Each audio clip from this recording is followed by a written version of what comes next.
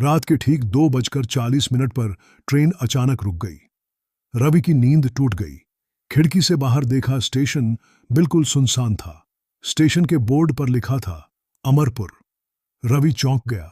उसने यह नाम कभी किसी नक्शे में नहीं देखा था। तभी टीटी आया और बोला, अमरपुर, जिसे उतरना है उतर जाओ। डिब्बे में बैठे सिर्फ 3 लोग उठे, एक बूढ़ी औरत, एक दुबला सा लड़का और बिना सोचे रवि भी। जैसे ही रवि प्लेटफॉर्म पर उतरा, ट्रेन बिना आवाज किए चल दी। अन कोई हॉर्न, अन कोई रोशनी, बस अंधेरे में गायब। रवि ने मोबाइल निकाला। नेटवर्क नहीं था, फोन चालू था, फिर भी कोई सिग्नल नहीं। पीछे से बूढ़ी औरत की आवाज आई, बिला है बेटा, सूरज निकलने से पहले यहां से चले जाना। रवि ने पूछा, क्यों? औरत ने डरती आंखों से कहा, क्योंकि यहां रात पूरी नहीं होती। भाग 2। गांव के नियम। स्टेशन से बाहर एक कच्ची सड़क जाती थी। दोनों तरफ जले हुए पेड़ थे। थोड़ी दूर चलने पर एक पुराना बोर्ड दिखा। उस पर लिखा था, अमरपुर में आपका स्वागत है। नीचे लिखे नियम जरूर पढ़ें। 3 नियम थे। पहला, रात 12 के बाद अपना नाम मत लेना। दूसरा, अगर कोई खिड़की से बुलाए तो पलटकर मत देखना।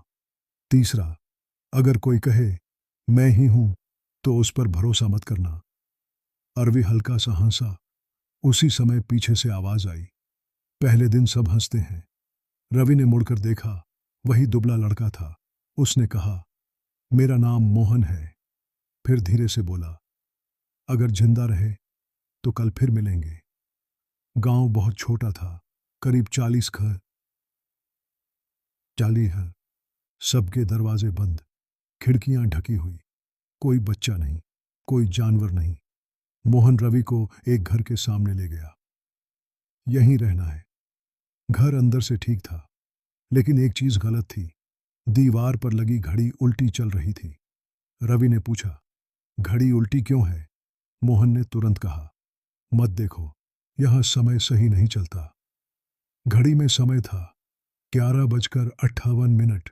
मोहन जाते जाते बोला, 12 के बाद जो भी आवाज आए नाम मत लेना। दरवाजा बंद हो गया। भाग 4। आधी रात ता 19। अचानक थक थक ठक, खिड़की पर आवाज आई। एक औरत की आवाज, रवि, दरवाजा खोलो।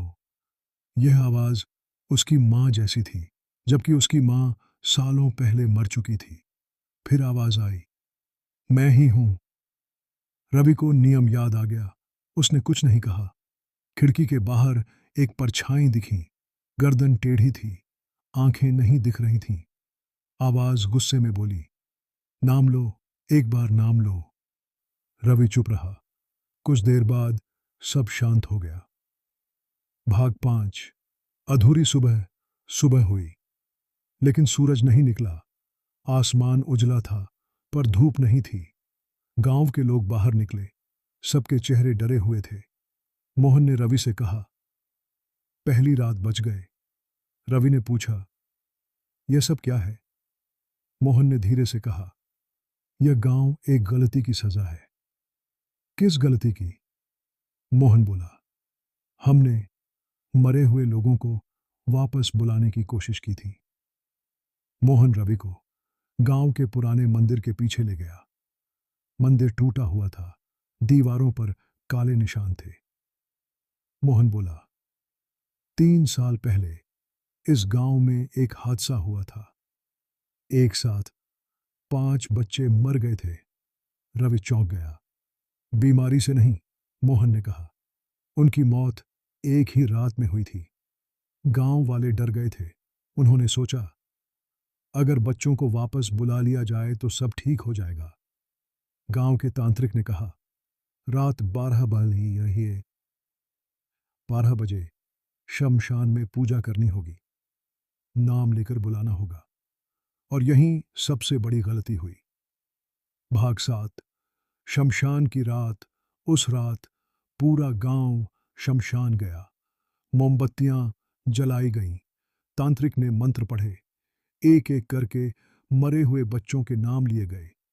पहले कुछ नहीं हुआ, फिर हवा तेज हो गई, पेड़ हिलने लगे और अचानक शमशान की जमीन हिलने लगी। किसी ने पीछे से कहा, मैं आ गया, लेकिन वह आवाज किसी बच्चे की नहीं थी। तांत्रिक चिल्लाया, नाम मत लेना, अब चुप रहो। लेकिन देर हो चुकी थी। अंधेरे से कुछ बाहर आने लगा। उस रात के बाद तांत्रिक गायब हो गया और गांव कभी पहले जाने जैसा नहीं रहा। भाग 8 हुई 8। जो लौटे वो बच्चे नहीं थे। अगली सुबह कुछ बच्चे वापस दिखे, वही चेहरे, वही कपड़े, लेकिन आंखें अलग थीं। वे बोलते कम थे, हंसते नहीं थे।